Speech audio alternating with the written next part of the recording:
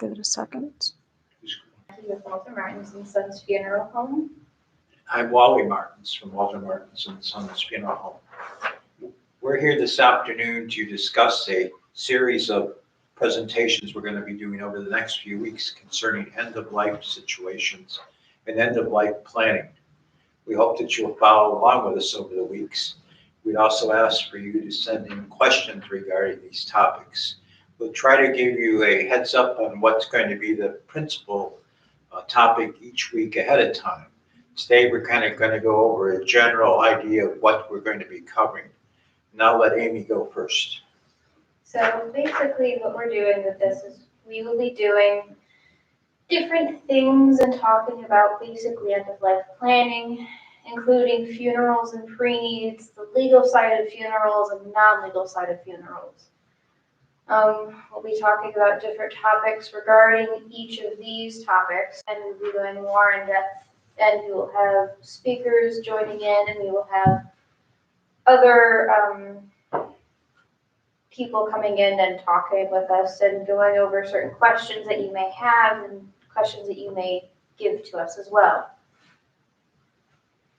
One of the topics that is key, if you haven't done it before, is to sit down at a will so things are handled the way you want.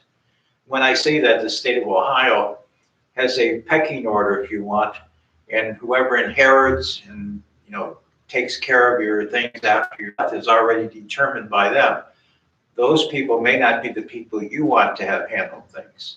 In addition to wills, there's subjects like power of attorney, living wills, health power of attorneys, and other such subjects which are really important to do. Everyone should have those papers filled out and naming people that they want to handle things. We'll go into detail on each one of those, but we would ask that you send in your questions as we go along. Amy? So the next thing that we really want to talk about really is just promoting the talk that we're going to have on Sunday that Mr. Walter Martins is going to head regarding COVID-19 and how we're going to handle things at the funeral home once the state decides to open up. That will be Sunday, May 10th at 3 p.m. and it will again be on YouTube Live. Currently we are following the mandates of the state of Ohio and the federal government. We have to limit visitations to 10 people in a parlor at a time. We have to limit the number of people per service. We're very restricted. Most churches are not having funeral services in church. We're even restricted by cemeteries. Some cemeteries allow no one to come to the cemetery. There are other cemeteries who severely limit the number of people who can be at a graveside. Hopefully those things will begin to change. We'll try to keep you abreast of what's happening now and where the direction the state and the federal government are taking us to. We also encourage people, if they're visiting our funeral home or any others, to wear a mask.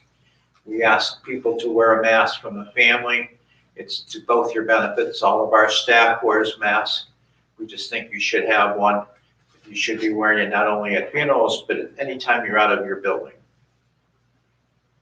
So another point that we can talk about is regarding funerals and how to go about planning them. And most of the time, we get a lot of people walking in saying that they have had a loved one died and that they aren't exactly sure what to do and that no one's planned it out. So let's talk a little bit about pre-needs. So one of the ways that you can begin to pre-need, we have a pre-planning booklet which will provide free to anyone who requests one. Stop in at the funeral home or call, or we will send you one. Sometimes people don't jot down even things like as simple as where they bank. Do they have a safety deposit box somewhere?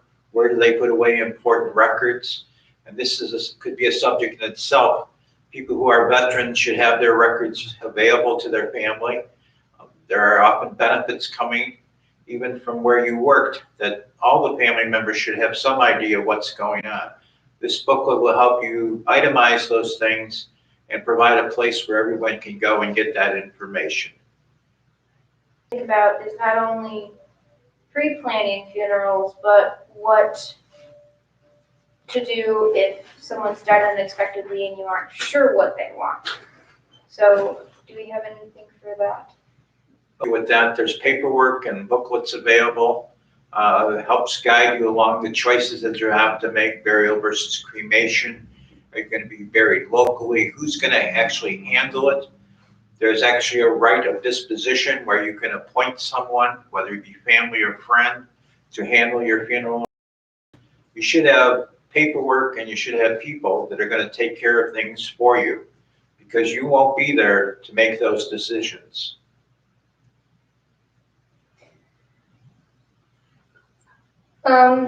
Some legal things that we could also talk about real quick that are pertinent to funerals would be living wills. Possessions, your wishes regarding, for instance, minor children, things like that, where a living will is concerning your health and who makes the decisions when you're in the hospital and unable to make those decisions yourself. If you don't appoint someone, it will either be very vague for you. It's really important to have those papers done ahead of time, copies left with your family so that everyone understands what's going on and that those decisions can go ahead. And next week episode, we will be going into more detail as to funerals and different types of funerals. That would be a pre-recorded video that we will be putting out on YouTube. Planning a funeral, and that will be live like this is, and we will have hopefully questions from you guys to answer and certain things that we can talk about more in detail on that. And we won't rely just on our knowledge. We will bring in experts in their field to help answer your questions. We'll be doing things with hopefully attorneys, bankers, financial counselors, people like that that can help guide you in making these decisions. And not only making the decision, but formalizing them so that there's a record for people after your passing. Speaking about passing, the Journal Through Grief that we are running will be resuming on Wednesday. That will be resuming on Facebook. On YouTube, Facebook Live. I have a couple of issues with Victoria, the person running that program. And we also will be having a program for Memorial Day. And that will be Monday, May the 25th. We've been working on that for a while. It appears it won't be open to the public because of regarding COVID-19. It's always held at Riverside Cemetery. We will be broadcasting from Riverside Cemetery on Monday the 25th at 9:30 a.m. We hope you'll join us for that too. It's a great tribute to all of our veterans living. For us to answer in 2 weeks' time, you can email us at AOL.com or call us at 216-281-7111. questions and comments can be left on Facebook as well. Thank you for joining us today. We hope you'll join us in the future. Thank you, Amy.